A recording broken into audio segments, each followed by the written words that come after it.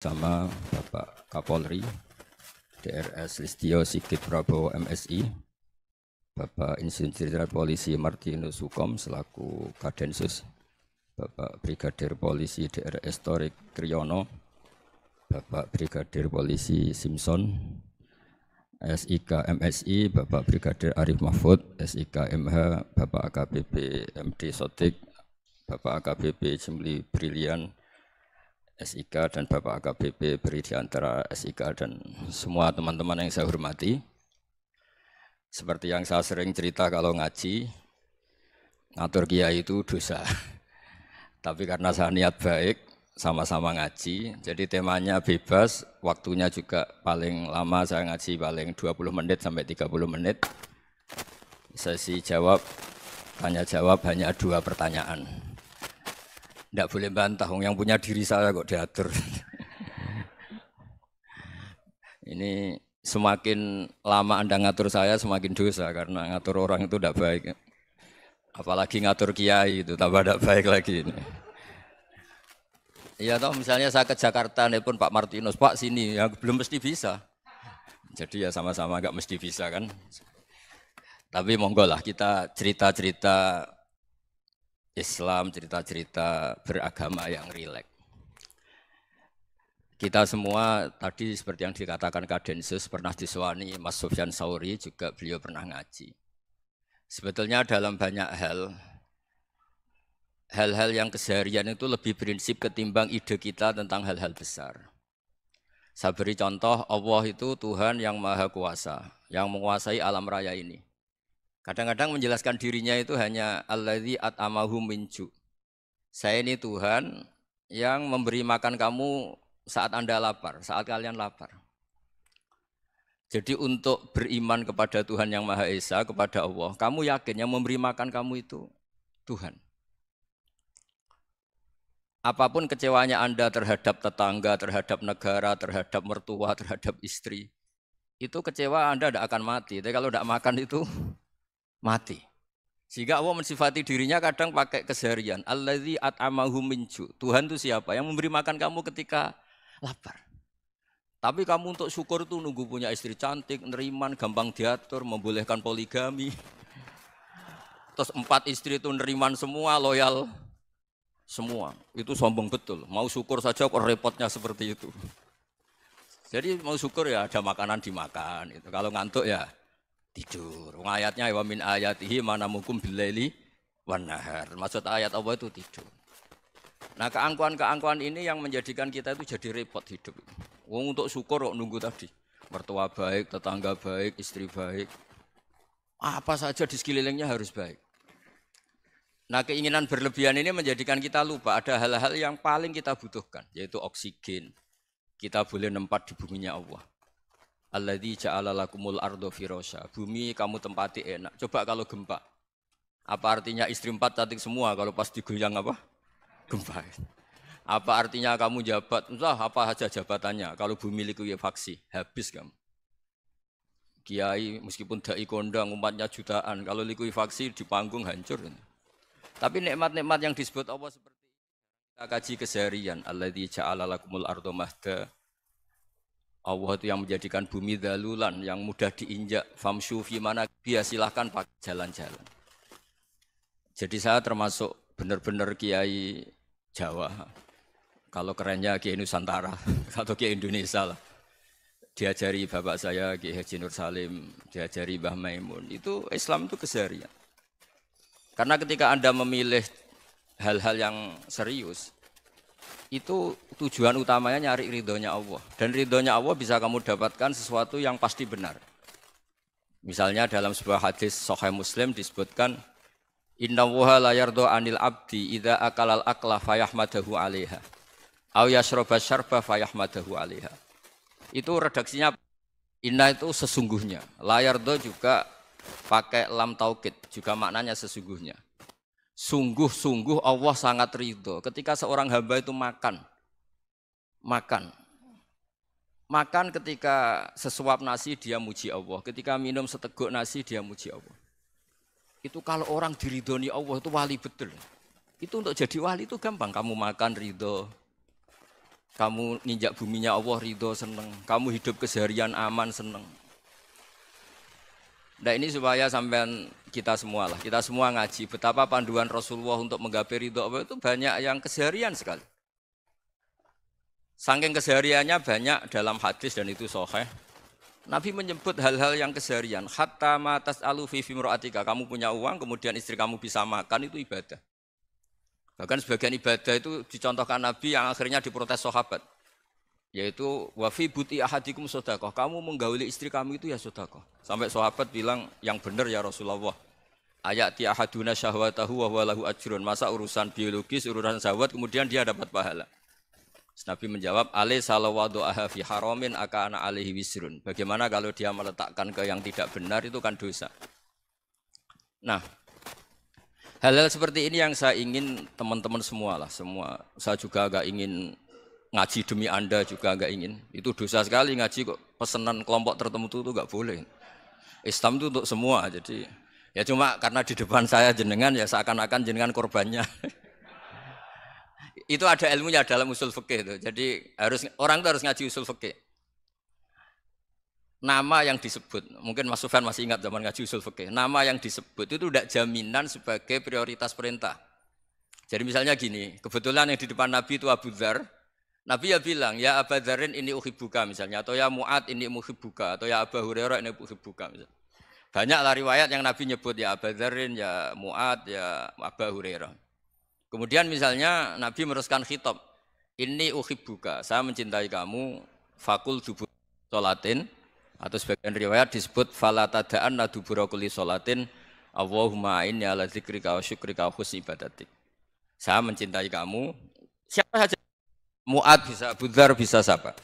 Saya mencintai kamu, mohon kalau habis sholat kamu jangan lupa wiridan Allahumma inni ala dzikrika wa syukrika wa husni ibadatik. Ya Allah, tolong kami permudah supaya mudah ingat engkau.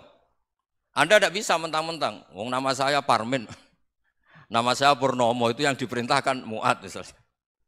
Jadi yang disebut satu, tapi khitab itu untuk siapa saja. Saya teruskan ya. Jadi saya mohon semua kita melakukan kebaikan itu, kalau dalam kaidah fikih disebut al-yakin la yuzalu bisyak. Banyak kebaikan yang kebenarannya itu 100%. Tidak punya efek samping ke pihak lain, ke kelompok lain, ke komunitas lain. Itu tadi misalnya Anda makan, dan itu murah sekali, hanya butuh satu piring. Setiap punyaan kamu muji Allah, setiap minum kamu muji Allah. Itu redaksinya Rasulullah SAW disebut, Allah sangat ridho ketika seorang hamba makan, kemudian dia memuji Allah. Atau minum, kemudian dia memuji Allah. Logikanya gampang, negara seperti ini yang kamu harapkan bentuknya kayak apa, mertua, ipar, komunitas, tetangga, itu nyata terjadi itu kan belum pasti. Sementara yang mesti terjadi adalah kamu butuh makan, kalau tidak mati. Butuh minum, kalau tidak mati. Butuh bumi yang nyaman ditempati, kalau tidak kita juga mati. Sebab itu Allah kalau menyebut nikmatnya itu hal-hal yang keseharian. Alladzi at'amahum min ju'. Allah itu siapa? Allah itu yang menciptakan kamu bisa makan. Tidak berlebihan, Allah itu yang menciptakan kondisi sosial itu ideal. Zaman Nabi itu ya ada orang munafik. Orang-orang pilihan Allah itu juga diuji orang sekelilingnya yang macam-macam. Semua diuji sesuai konteks zaman dan waktu. Nah, tapi ada ibadah-ibadah yang selalu disarankan Nabi. Sampai Nabi itu pernah ditanya, ayul Islam ya khairun ya Rasulullah, Islam terbaik itu gimana? Jawaban Nabi itu unik. It'amu to'am. Islam terbaik itu ya makan-makan, santai-santai. Ketika Allah menyebut beberapa kebaikan, falak tahamal aqobah, wa ma adrokan apa? Mal aqobah. Terusannya apa? Fakku rokobah. Terusannya apa? Au it'amun fiyaumin di masubah. Ya itu acara makan-makan itu juga Islam. Kenapa? Ya bayangkan kalau tidak ada makanan, kita mati kan?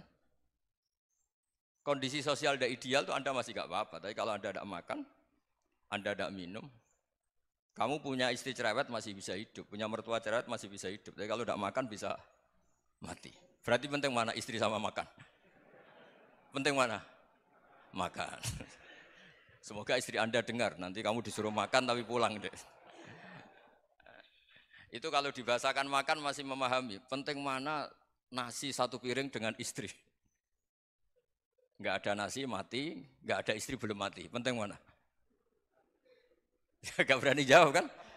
Nah, ternyata Anda ada garang kan di depan istri.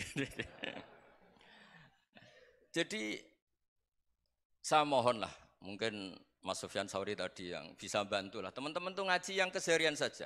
Karena kita nyari ridho Allah itu berdasar firman Allah. Dan firman Allah itu menyebut keseharian tuh riang, gampang. Itu tadi misalnya wa min ayatihi manamukum billaili wanar. Termasuk ayat-ayat Allah itu kamu tidur. Maka dulu itu ada guyonan, ada tokoh Mu'tazilah, kelompok dalam Islam yang berpikir manusia itu bisa menentukan ikhtiarnya sendiri. Karena saya bisa duduk, ingin berdiri, berdiri. Karena kelompok ini nggak terima kalau semua kehendak Allah, nanti bagaimana kalau semua kehendak Allah kok ada hisab, ya ada sanksi. Lucunya itu dia akhirnya, ini cerita, mencintai seorang perempuan, cantik sekali. Dan itu dia menjadi ahli sunnah itu oleh hal-hal yang sepele. Karena istrinya cantik, ya namanya suami istri itu hubungan intim. Terus ditanya, Mas, masih ingin lagi? Masih. Silahkan diulang lagi. Wah ya tidak bisa. Katanya manusia bisa menentukan yang diinginkan. Itu tobat itu. Itu nggak bisa ditobatkan Mas Sufyan Ats-Tsauri. Orang cantik yang mudah nobatkan orang itu orang cantik. Segampang itu. Akhirnya kita tahu, makanya kalau dalam kitab Hikam itu disebut al-aqil mayyakul madza yaf'alu wa hubi wal ghafil mayyakul madza af'al. Orang yang punya akal karena sadar ini wilayah Allah, semua milik Tuhan. Itu dia tiap hari berpikir, besok Allah akan melakukan apa terhadap dunia ini. Kamu merencanakan suatu mau plesir, ternyata gempa. Mau wisata ke Rusia, ternyata perang. Kamu tidak pernah tahu apa yang akan terjadi besok. Wa ma tadri nafsum madza taksibu ghadan.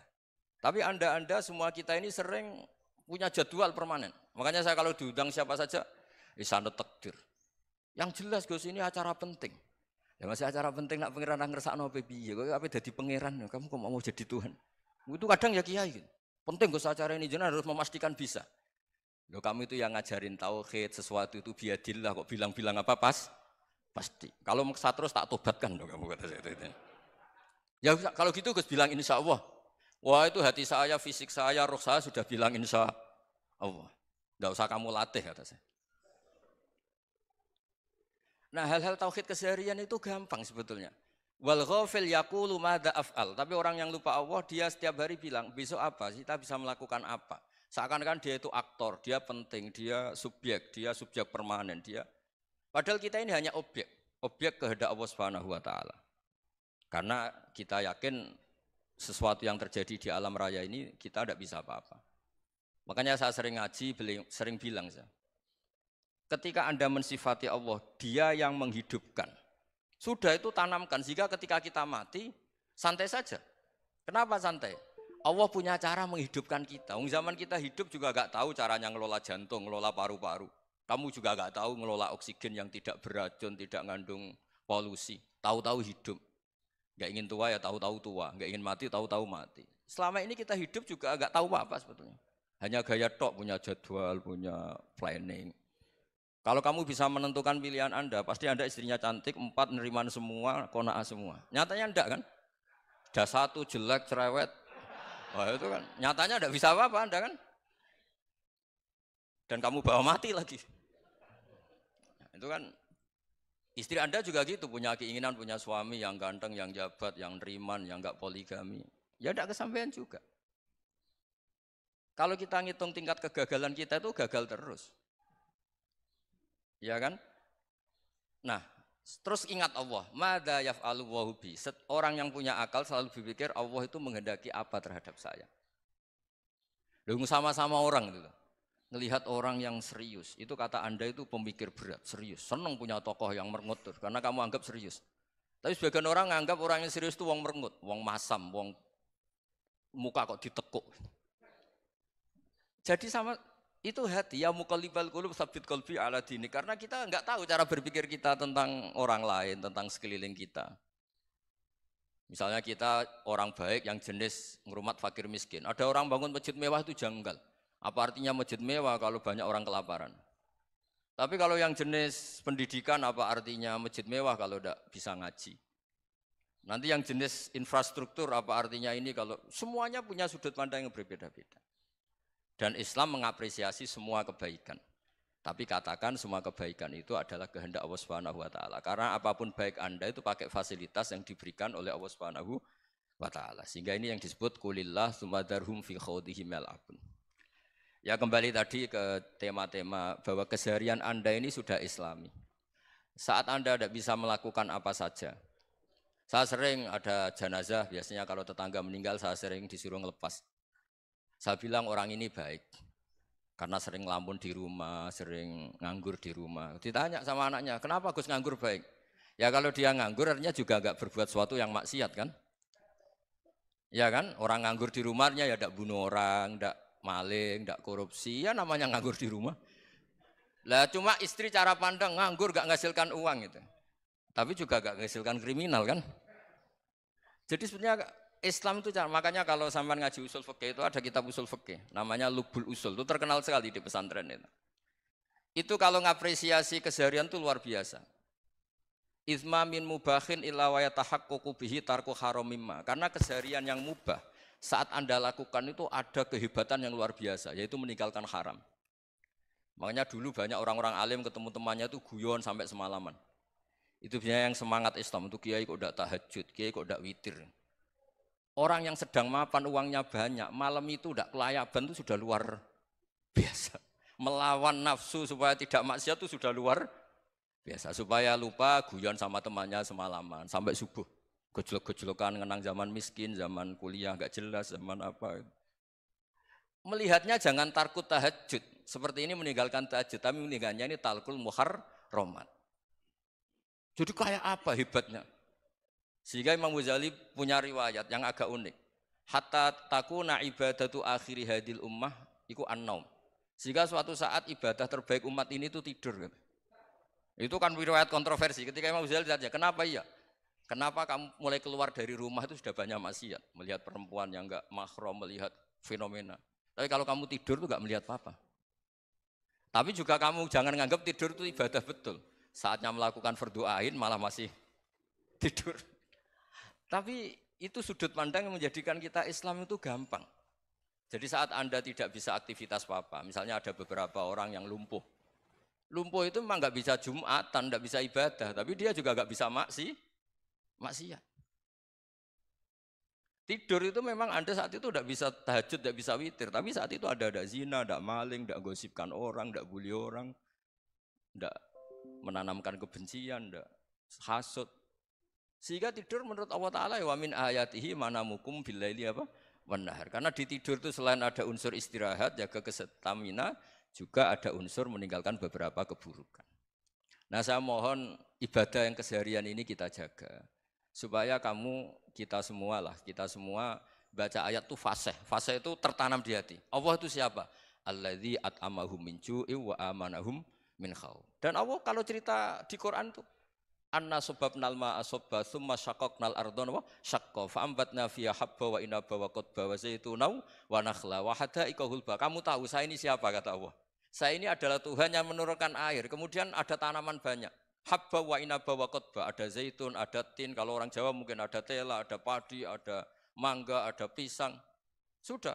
Wa inaba wa zaituna wa nakhla wa hadaika hulba, ada perkebunan yang lebat. Tujuannya apa? Mata Allahkum, silahkan kamu pakai, kamu nikmati. Tapi karena kadang kita ini punya ide-ide besar. Tadi untuk syukur saja nunggu punya istri riman, rumah baik, tetangga baik, komunitas baik, semuanya baik baru syukur. Lama-lama nanti ada di surga, syukurnya nunggu surga paling kelas A. Itu sudah ada yang menghuni Rasulullah, kamu nggak boleh di situ.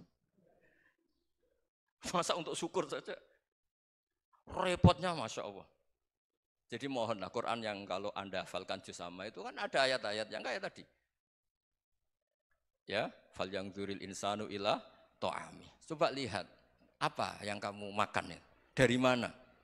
Dan untuk mempertahankan hidup kamu keseharian. Jadi jangan kira ibadah itu harus membentuk komunitas yang versi Anda. Ibadah itu harus hal yang mulu-mulu. Kesehariannya Anda alami. Loh ini saya tidak bikin-bikin. Saya ngaji bukan karena berdasar pesanan. Itu ayat yang saya baca kan betul ada ayatnya kan. Fal yang dzuril insanu ila ta'ami. Anna sababnal ma'a sabba thumma syaqqaqnal arda syaqqa fa ambasna fiha habba wa inaba wa qadba wa zaituna wa nakhla wa hadaiqa ghulba. Terusannya apa? Mata'al lakum, silakan kamu nikmati. Mata itu silakan kamu nikmati. Ya kayak sampean dikasih hidangan ya makan. Ya sudah makan, habis makan ya minum, habis itu ngantuk ya tidur. Ya sudah normal-normal saja. Kayak apa indahnya Islam? Tapi Anda mencari Islam yang gimana lagi? Nah itu yang diajarkan guru-guru kita, diajarkan sanad kita sampai Wali Songo, sampai Rasulullah SAW. Bahwa pada akhirnya ada jihad, ada perang. Itu dulu memang perang, bukan membunuh, beda. Dulu kita dijajah Belanda ya perang, dan itu normal karena kita dijajah. Jadi ketika orang lain ingin baik sama kita, wa in ahadum minal musyrikin astajaroka ya fa'ajirhu hatta yasma'a kalam Allah. Kalau mereka ingin baik ya kita baik. Makanya ada istilah mustakman, mu'ahad. Kalau mereka ingin damai, berdampingan dengan kemajmukan ya itu yang lebih baik. Karena memang Islam menghormati proses perdamaian. Wa in janahu nawa lissalmi ya fajnah lah. Kalau ingin damai ya kita harus damai. Jadi andai kan dulu Belanda datang ke Indonesia kok minta besanan. Gitu. Ya mungkin kita juga senang karena memperbaiki hidung kan kalau minta besanan. Gitu. Nah tapi wong jajah dulu itu kan masalah kan? Apa? Masalah kan? Jadi saya mohon ya, jadi apa? Saya tadi minta sama Bapak Kadensus kemarin juga pernah main ke saya. Jangan sering ketemu saya ini sudah uzlah, saya ini sudah mau daftar jadi resi. Saya itu kemarin di muktamar juga agak datang, acara di Jogja juga sudah. Karena memang keluarga saya dulu itu bahasa ya, bapaknya bapak saya itu enggak keluar rumah itu puluhan tahun, memang punya adat uzlah. Ya makanya ngaji saya ngaji aja yang gampang-gampang aja, yang enggak orderan, enggak pesenan ngaji aja dulu yang gampang. Saya ikhlas, yakin betul saya ikhlas. Ikhlas itu menurut saya itu roh. Orang enggak ikhlas menurut saya itu orang aneh. Ikhlas itu gampang, sudah saya bilang. Kalau kamu yakin ilmu itu milik Allah, ngasihkan juga ikhlas itu milik Allah. Apa sih yang kamu punyai sehingga kamu udah ikhlas? Uang milik Allah, energi kita milik Allah, bumi milik Allah. Kemudian kamu merasa memiliki. Merasa memiliki itu kalau dalam ilmu tasawuf sudah kesalahan kan. Bagaimana Anda punya? Coba tahu-tahu tanah itu kok milik Anda. Karena saya beli, Gus. Saya beli dari orang, dari Zaid. Padahal yang asli punya itu Allah. Apa benar kamu pernah beli sama Allah? Zaid ini pemilik nisbi, pemilik yang enggak sebenarnya kan. Ya enggak? Yang benar-benar pemilik itu Allah. Kok kamu ngerasa itu bumi kamu itu atas nama apa? Coba. Milik kan harus beli atau dikasih. Enggak semua kan? Nah, makanya itu famshu fi manakibiha, dan Allah menyebutnya, sudah saya ini yang menciptakan bumi. Waladzi ja'ala lakumul arda dalulan. Dan Allah menyebutnya sederhana, famshu fi manakibiha, silakan jalan-jalan. Terusannya apa? Wa kulu mirizki, silahkan makan-makan. Jadi Islam itu ya makanya kiai-kiai itu ada acara makan, sampai ada guyonan fikuli makanin makan di setiap tempat ya makan. Nggih ngoten guys, pokoknya sing gampang-gampang mawon nggih. Nggih Mas Sufyan nggih sing gampang-gampang mawon nggih. Assalamualaikum warahmatullahi wabarakatuh.